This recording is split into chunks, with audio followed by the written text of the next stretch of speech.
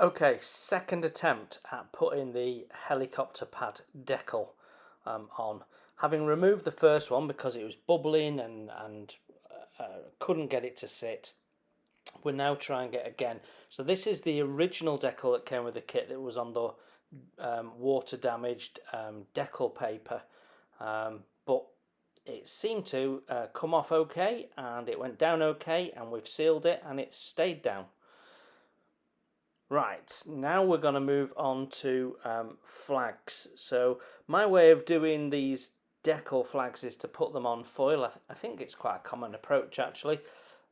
Put them on foil, then you can cut them out, and the advantage of having them on foil is that you can then manipulate that flag and it will hold its shape, so you can have it fluttering and it'll hold its shape. It does add a little bit of weight, but it's negligible.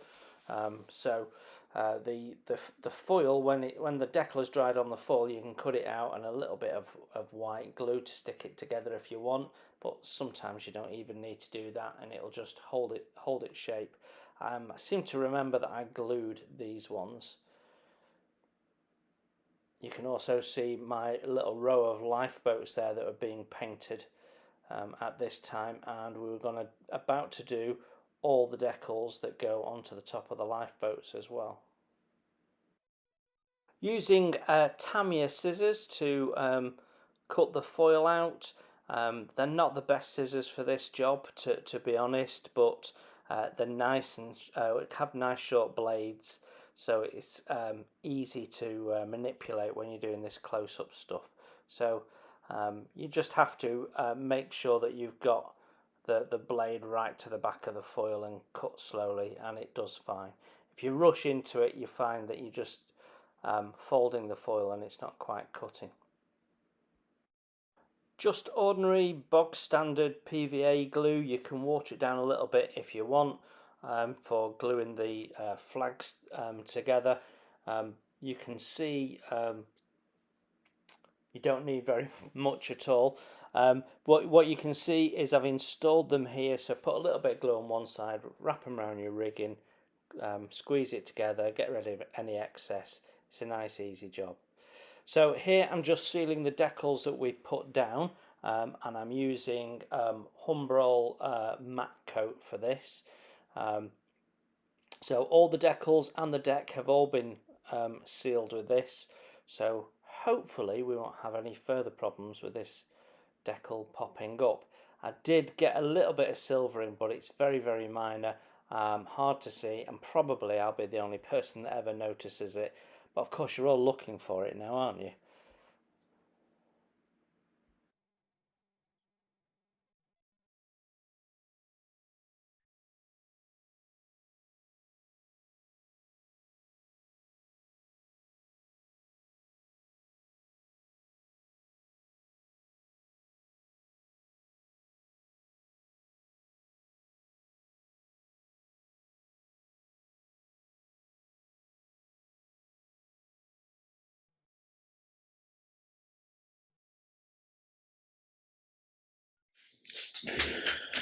Okay, we're just starting to bring together the final elements of the front part of the ship. We've got a little bit of scratch building left to do here. So on this bulkhead here, there is a little wooden recess. And when the ship was originally launched, before she had a bit of a refit and they put some extra rooms here, that recess had a bell in it. The bell's no longer there. But the little wooden recess is still there. So I wanted to do something to show that, because we've got glazing going on here at the front, so you are going to be able to see through there. Even if you can't see very clearly, you'll be able to see that there is something there. So I want to put the little box with the bell in it, because we're doing the Queen Mary 2 has launched. So we've got a little thing to do there. And also there's an emergency navigation position on the roof here. So we've got to put a little compass there. It's usually covered in sort of like a red or bright orange. I can't remember off the top of my head. We'll check before we paint. Canvas type cover. So we've got a little something that we've got to build there, and my plan is actually to make a little cross and then cover it with tissue paper and paint the tissue paper, so we've got something there. You know, it's a binnacle basically, so it's not big, it's a tiny little thing. Don't know, it doesn't have to be big, so basically I'm going to use this little piece of plastic to shape it, and then we'll glue it on. So it's no taller than that, it's a tiny thing, and it just goes there. And it could be that we can put the shape in and paint it, and that'll look good enough, and we don't need to cover it in tissue. So we'll try that first and see how we get on. So that's the plan for that. I'm going to use a little bit of real wood for the box. So my thought process is take a little wooden strip of veneer. I've got some in here. Nice thin bit of wood, not this thick chunky wood. Varnish it, paint the bell on with gold paint, glue it on. So it will look okay sticking proud from that, because the wooden box actually has a frame which sits proud from the bulkhead, so no one's ever going to know. So yeah, I just need to find a suitable bit of veneer like that. There we go. We can cut that to size, varnish it, and then maybe with a little gold paint pen draw on a little bell. Job's done. So that's two little scratch building jobs to go there before we can put the glazing round. I have got all of my netting all prepped ready for painting, and then we can net off these areas. There's still some details to add in here, like the baseball loops and the court net and rackets and bits and pieces. So we've got all those little bits and pieces to do before we can move back from that section. But yeah, I think she's looking good. So making the little window that the bell goes in, I'm just using an offcut of walnut strip. Here I'm just giving it a quick coat of varnish. This is an acrylic polyurethane varnish, Vallejo. So varnishing it up, and then we'll cut it to size afterwards, and then I can just paint the bell in. So this is what you can see me doing here. I'm using a paint stick. It's like a felt tip pen really. Just making sure I'm using the narrowest tip and drawing on a little bell shape. So I did actually do two of these so that I could choose the best one, but actually it turns out that the first one I did was the best one. So I started by drawing a triangle, and then we sort of expanded it from there. You have to be a little bit careful, because every time you touch it, you're making the paint flow again, and you can flood it. So it's very, very gentle touches. But yeah, we got it there, and you know, that looks all right, doesn't it?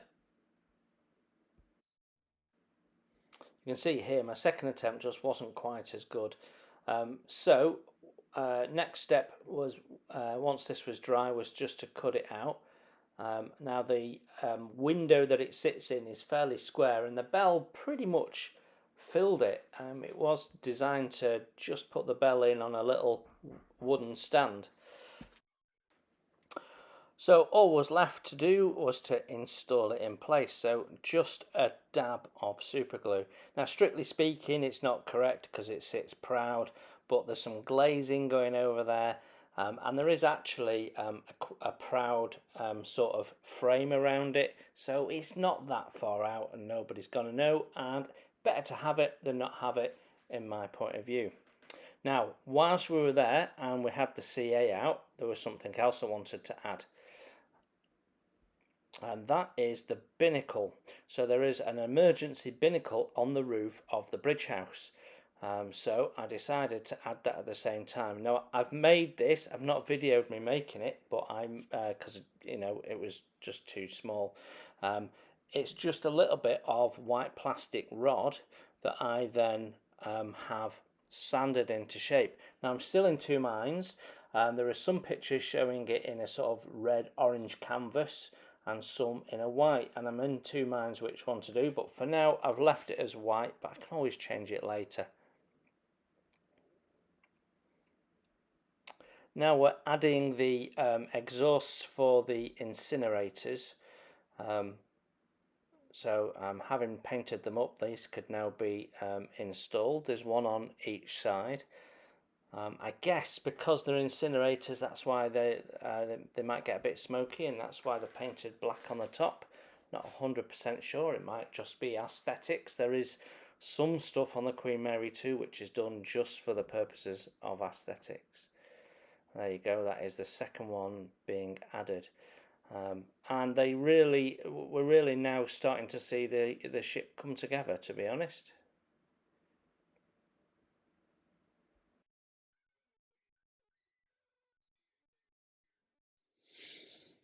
Each one of these lifeboats needs a decal on the roof, different types of decals for the two different lifeboats.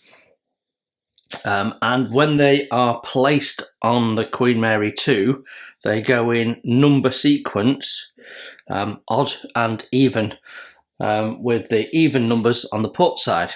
So all of these will be the port side lifeboats. So it's a simple matter of placing one on, then we can seal it, then we can do any detail painting that needs to be done before we put the hull bottoms on.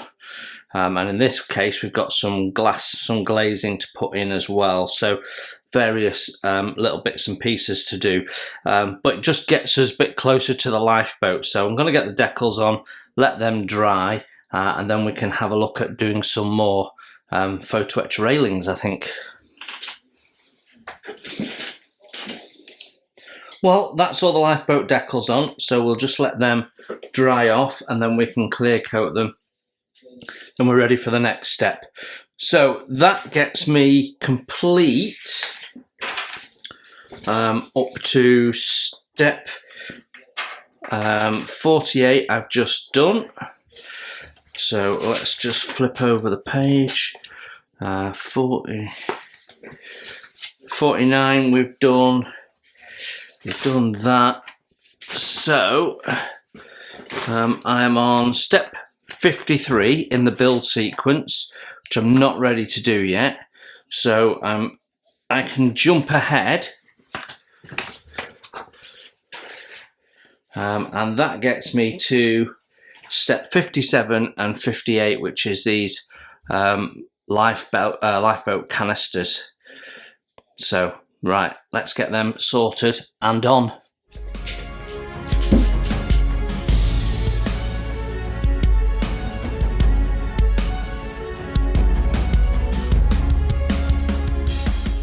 And now we look at Queen Elizabeth, the second ship that Cunard built, and she was a much more refined version of the Queen Mary, much more modern. She was able to take advantage of the advancement in technology, only had 12 instead of the 24 boilers, so they were much more efficient. And she was also 160,000 tonnes. Gross tonnage slightly larger than the Queen Mary. And we see the keel laying here, 4th of December 1936, erecting the superstructure. And like the Mary, she was built at John Brown Shipyard.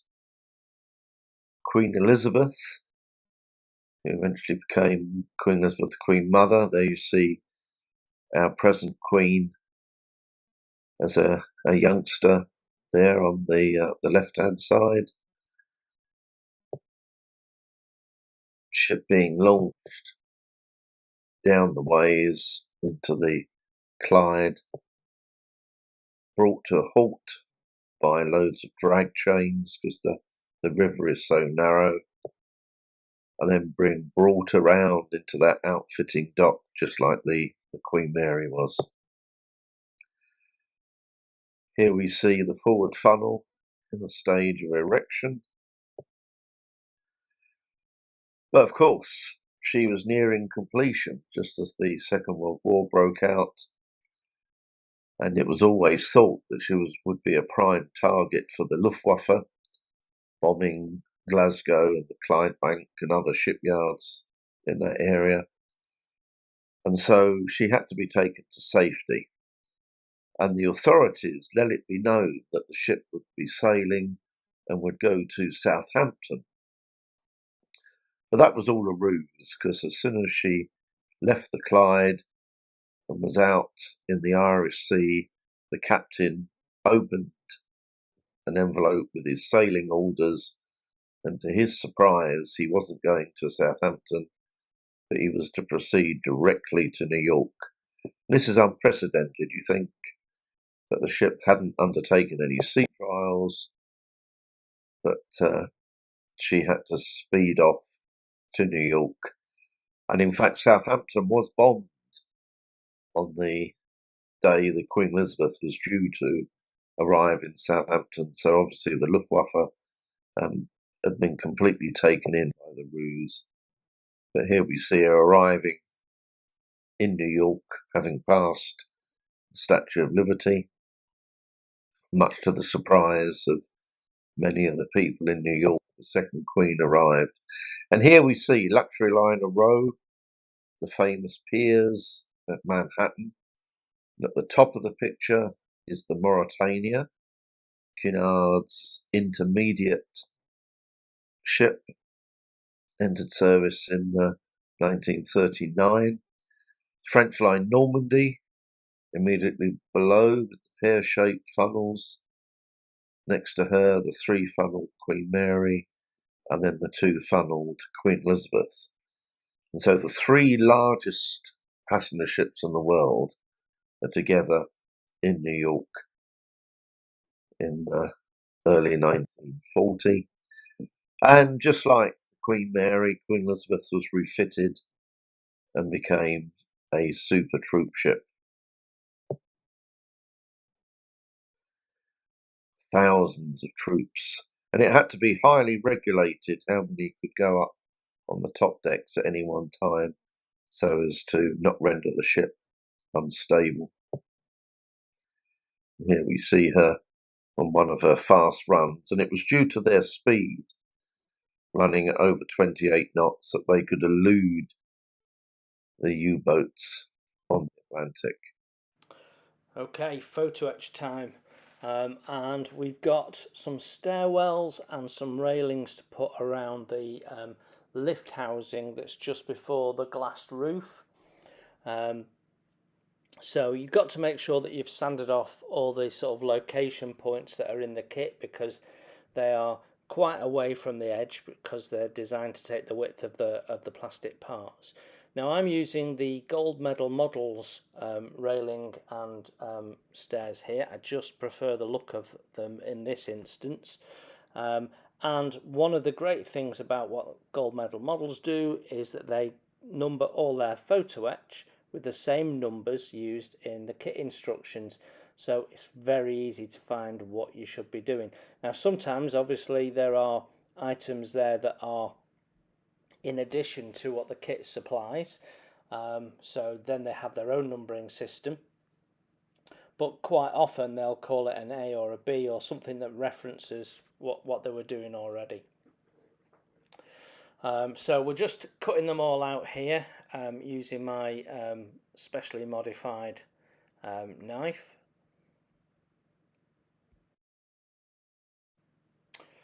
Now most of these railings, not all of them, but most of them are all white, and given that we're attaching them to all white superstructure, it's nice and easy for me to paint these once in situ.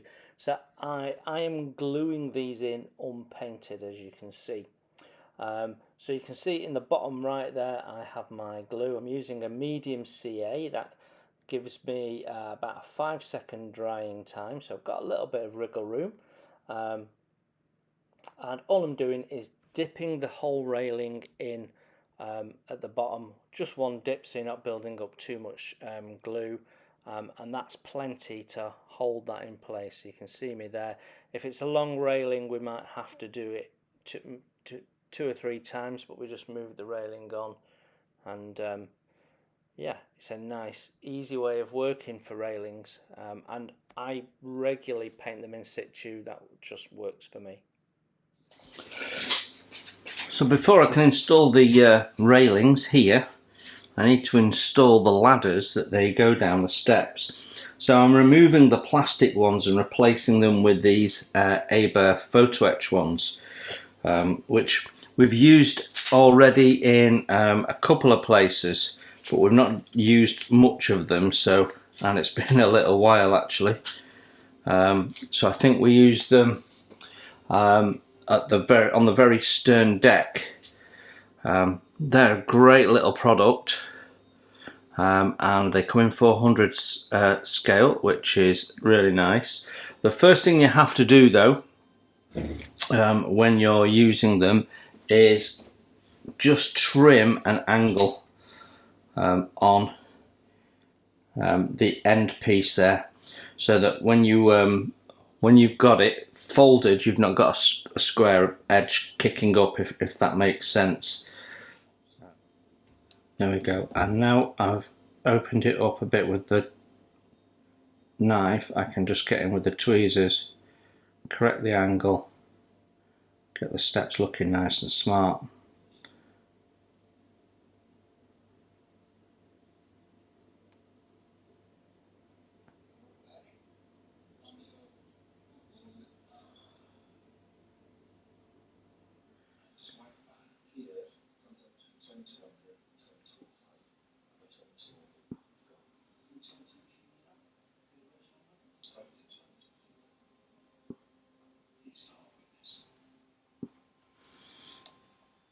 Okay.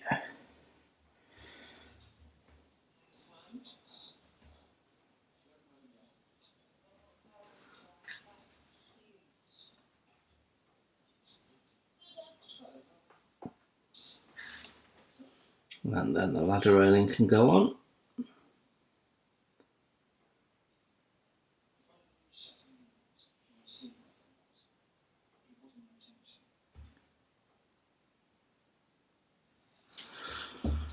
And then all we've got to do is paint that in the white, which is easy enough. Right, I will do the other side and come back to you with the next bit. So my nets are all painted up. Just a quick spray. I actually did these in an ICM paint in the green. And now what I want to do is just test fit the first one, because I've measured them all, but I've not measured them all together. We've not constructed it before particularly, or at least I don't remember that I have. I might have done.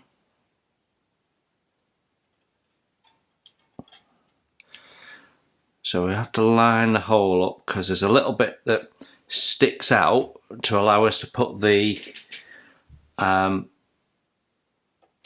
basketball hoop and board up. Right, so that's not lining up. Let me check it on that side.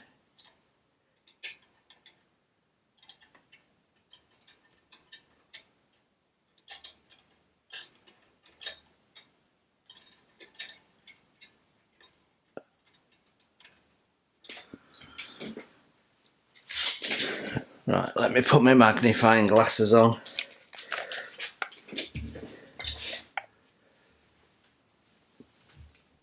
I sort of knew this wasn't going to be as easy as I imagined.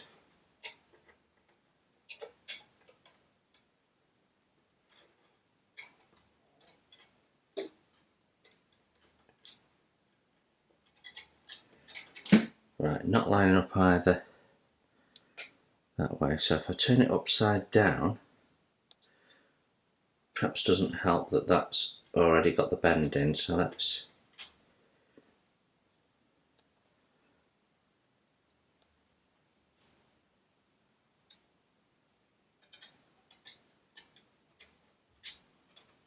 there we go.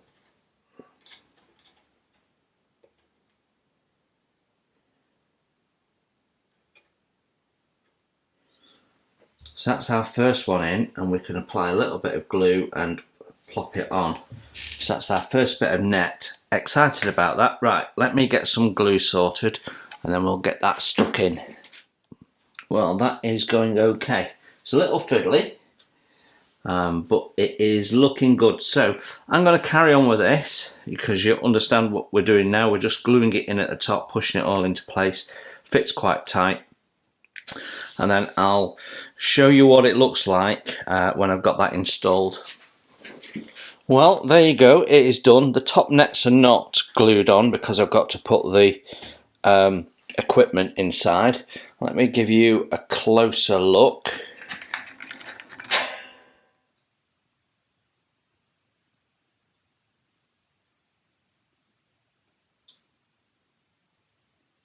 Because I've got to put the equipment in, but it looks all correct, doesn't it?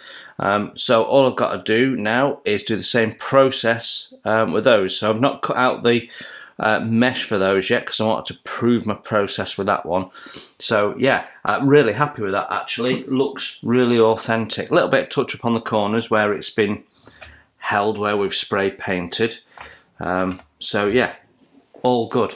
I think these ones will fit in to those ones. I think the length is different, as you can clearly see, but the width I think is the same. Yeah, looks like the width is essentially the same. So we can put the end nets in at least. So we've just got sides and tops to do, and then there is netting to go in there as well. Although I might not put the netting on for that. I haven't decided yet. Quite like the idea of just seeing the frame on one of them. Right, anyway, that's that bit done. Let's get on with more photo etch railings, I think.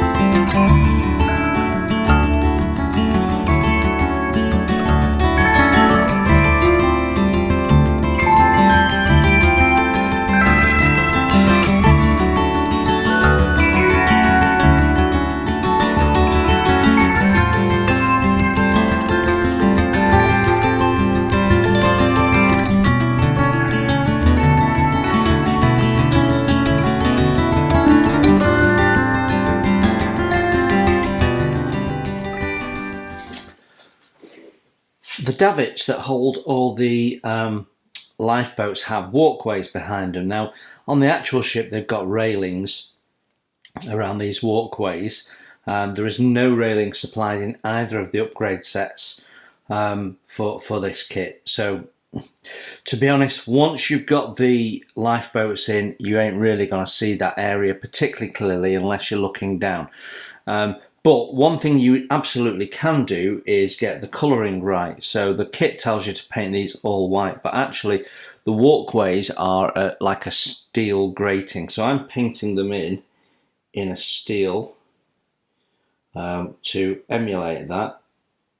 I'm going to stop at the winding gear on these corners. That will give you a nice variation to this sea of white that's going on.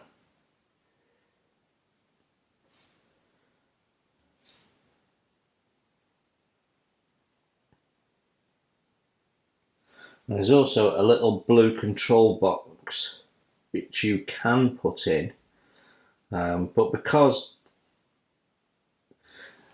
generally you're looking that way on, you've got to really sort of get right down and look down at it to see it. So I'm probably going to skip the blue box, but there is lots of pictures around. Anyone that's taken a photograph from these balconies looking down on the lifeboats, you'll see the steel walkway and the blue box. So I'm using ICM's Natural Steel 1025 for this job. It's a nice, easy paint to work with when brush painting.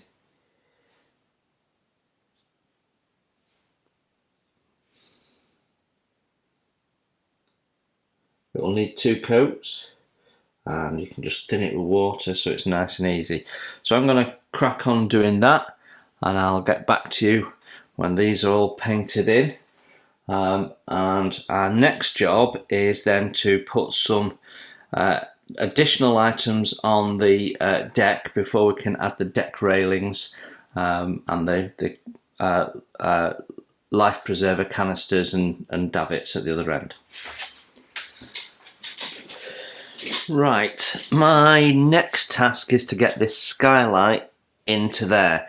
Now there's a couple of things we need to do in this area. So as you can see, we've got all the photo etch on there now. But underneath these 2 wings that stick out, there should be a support that's not supplied in the kit. So we will have to scratch build a little support. But before we do the support, I want to put the skylight in. Now the skylight looks different now to as launched. This is correct to as launched, as if you look at early pictures, but now it doesn't have this at all. It's sort of a smoky complete piece of glass on the top, so quite different. So what we're going to do is we're just going to get that nearby, and we'll go in with a little bit of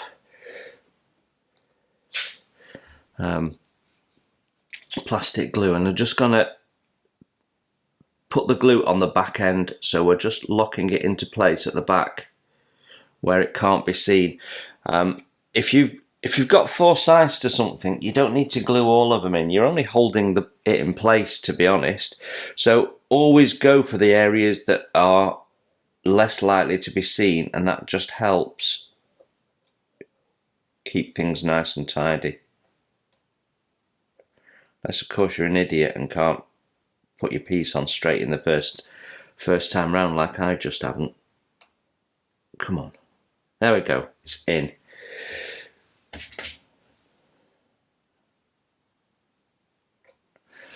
Okay, so that's the skylight in. That finishes that area off really nicely. It's a lovely little detail there. I've been thinking about these. So these are the glass doors, and on the actual ship they open like so that this area becomes outside, but it's covered for weather or whatever. This is the equivalent of Titanic's Grand staircase glass dome.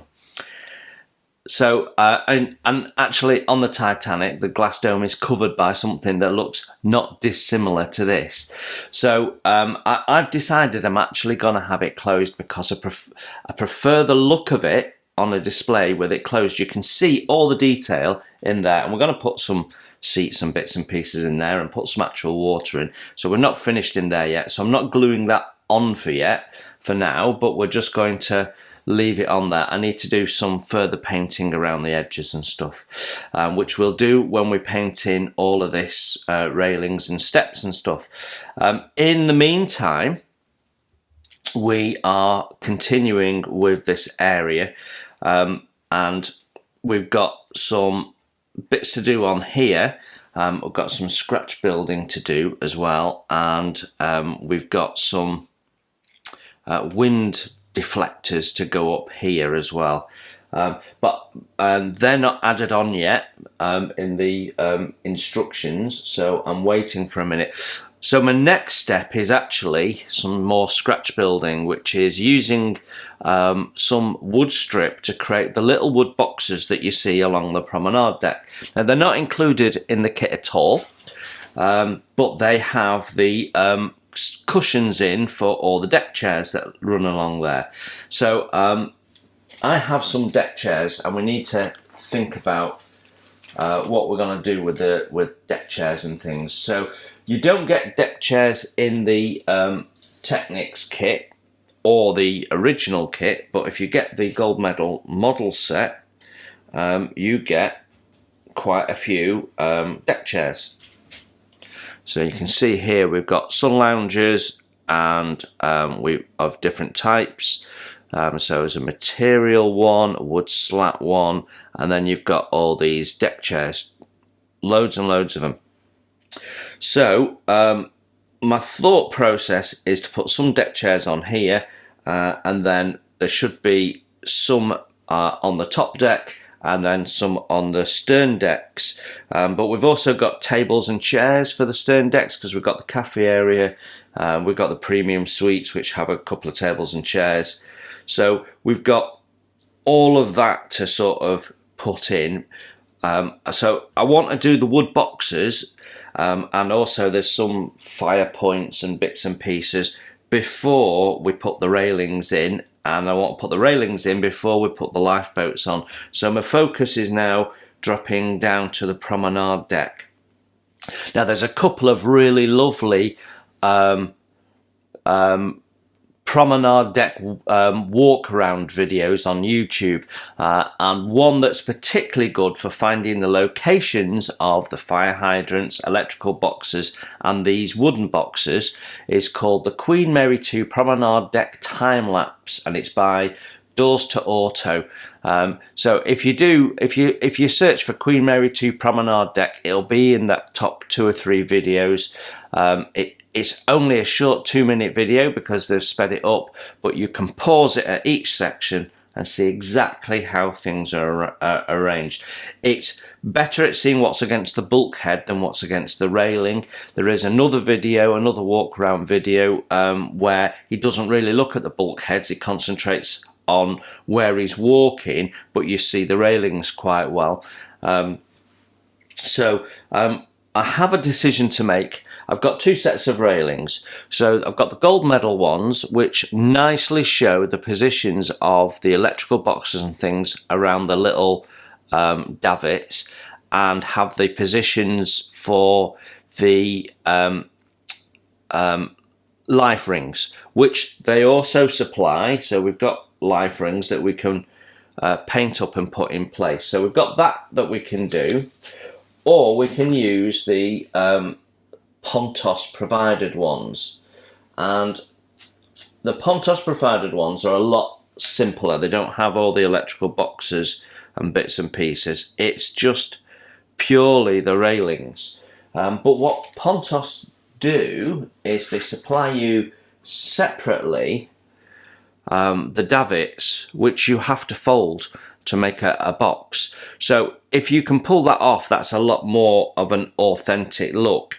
So I'm thinking of having a go of building up the davits, and if I'm successful with the davits, then we will use the gold medal railing, which is far superior railing, and put these davits in behind it. So we'll just trim off the top of the one, but only if I can make a good job of making those. So that's probably my next thing to do. The other thing to note is these things here, which are part of the davit structure for the boxes further down the promenade deck. They also need a little bit of rigging, so we might have a play with adding both of those have two lines, and there's a tie-off point on the bulkhead. It's a tiny detail. We're not going to put the cleats on, but we might be able to just put some of the white rigging that we've used here on, and it will just really add to the detail of that area. So that's sort of my plan. So with all of that being said, I think my next plan is to have a go at folding these boxes. So this will be quite interesting. Let's zoom you in a little bit.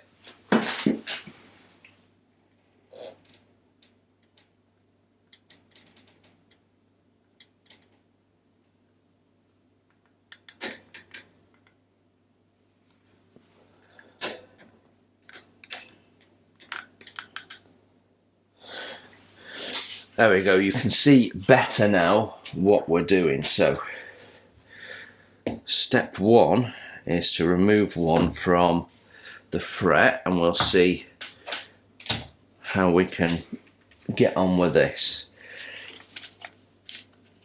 So the same process for removing them from the fret. There's 10 of these, and they are all the same. And these come with the platinum edition of the set. But like I say, the railings actually are not as good and lack the detail of the gold medal models one.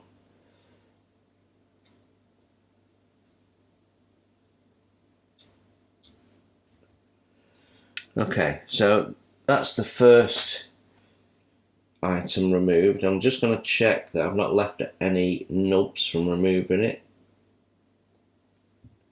No, I don't believe so. So that's our first one. So we need to fold this into a box. And just to give you an idea, the total width of this is, what are we, 2.5 millimeters, and we've got to fold that into a box that's going to be, what, 0.5 millimeter wide. So, interesting little challenge. So let me just get my folder and we'll start off. Right, I'm going to introduce you to my very first photo etch bending tool. This is what I used to use as a teenager. It's an Eclipse mini vise. It's actually a toolmaker's tool, which my dad had in the garage and he wasn't using, and in fact my dad has not used this since I was 13 when I borrowed it from the garage, and I'm still borrowing it now. But this was my very first bending tool, and what it does is it grips really well. So it's a bit like a hold and fold, but it's nice and small and easy. And this did me for my 135 vehicles for a few years before I bought some more dedicated tools. Right, I think there's a small nub on top of the lid. So I'm just gonna take that off. For those of you that don't know, this is a number 11 knife blade that's been modified. I put a chisel tip on, and that gives me a nice flat edge for cutting downwards, which is the best way of removing photo etch. So what I'm going to do is, if I can actually pick this part up, it's so small.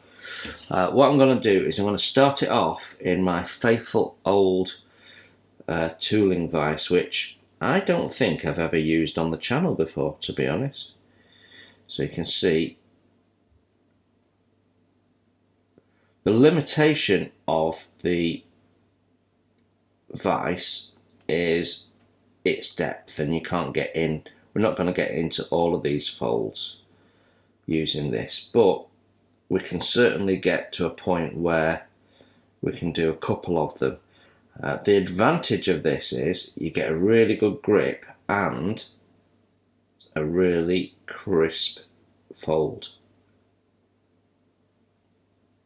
Because this is a machined vise, this edge here is perfect for a 90 degrees angle. All I've got to do is get my part in perfectly.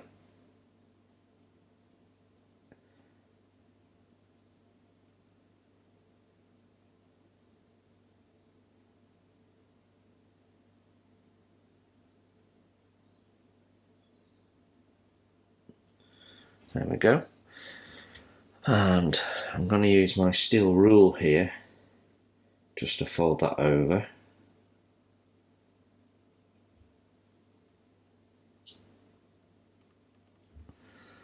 So that's my first bending.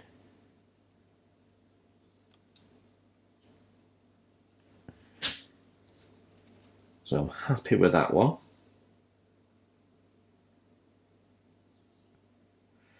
And then what I'm going to do is I'm going to fold the furthest one away on this side.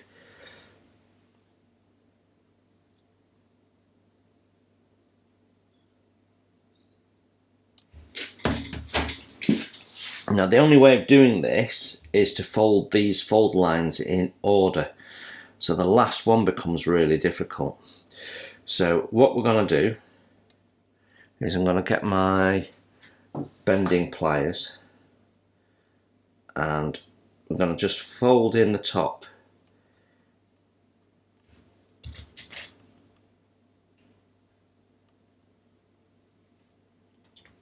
There we go, that creates our lid.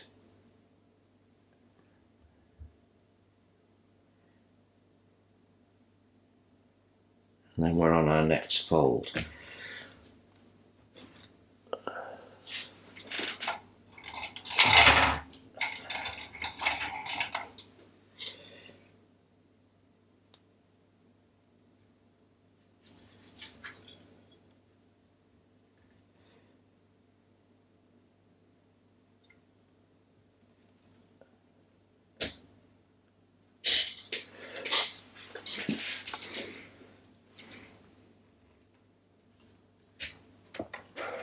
Just make sure you've got a good view. Yeah, okay, so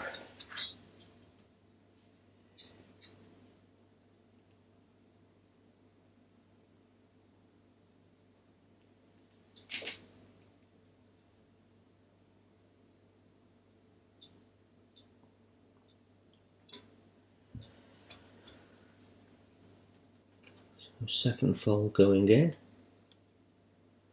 I'm just going to tease that up. I'm not fully folding it. I'm just making sure that I've got the bend in the right place first. Yeah. Now I can fold that up. And actually, this tool is now too thick. So I'm wondering if... No, it's still thinner than my steel rule.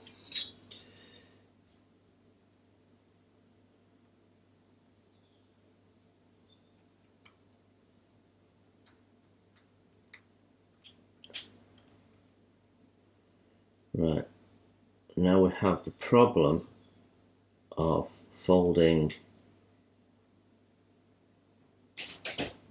this last one.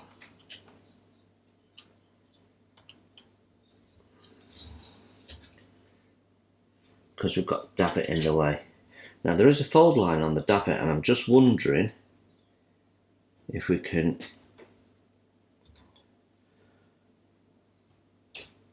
just fold this davit out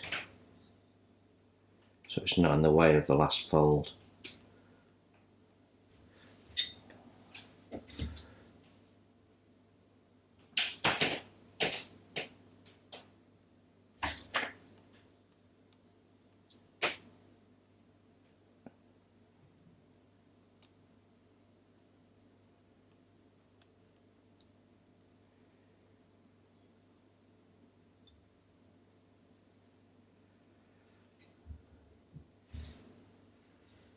Hopefully that'll be sufficient.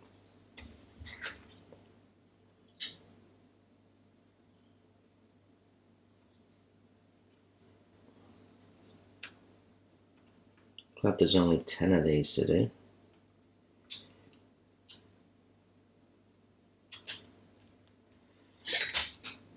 Okay, so we're struggling a bit with this last one not wanting to bend.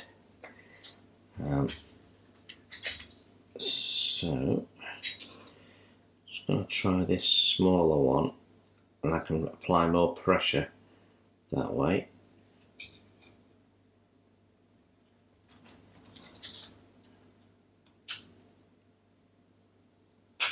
Oh. Right, we're going to have to resort to a hold and fold, I think.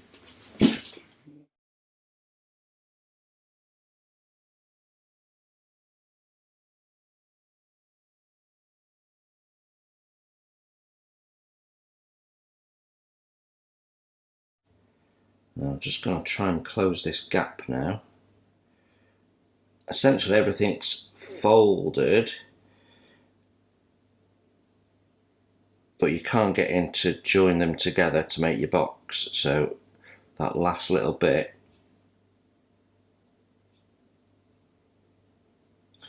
And this is the problem I have with some photo etch companies, and Pontos is one of them, where they design things which from a technical point of view should work, but in reality they don't, because you can't get in to do it. You can't get the tool in to make a box. It would have been better to have been 2 halves.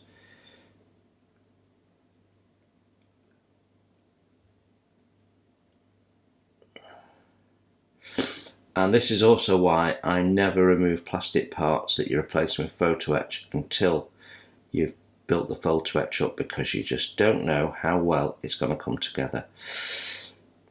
Right, now the reality is the back of the box you aren't going to see, so if you don't join it up, it's not a biggie. You could actually remove the last strip and leave the back of the box open. No one's going to really see, but we have the box built there now, so we can see the box with the davit, and that's going to stand back in here, so that's going to look fairly cool. So I need to work out how many I need for one side, which I'm guessing is 5, as I've got 10. So I'm going to fold the other ones.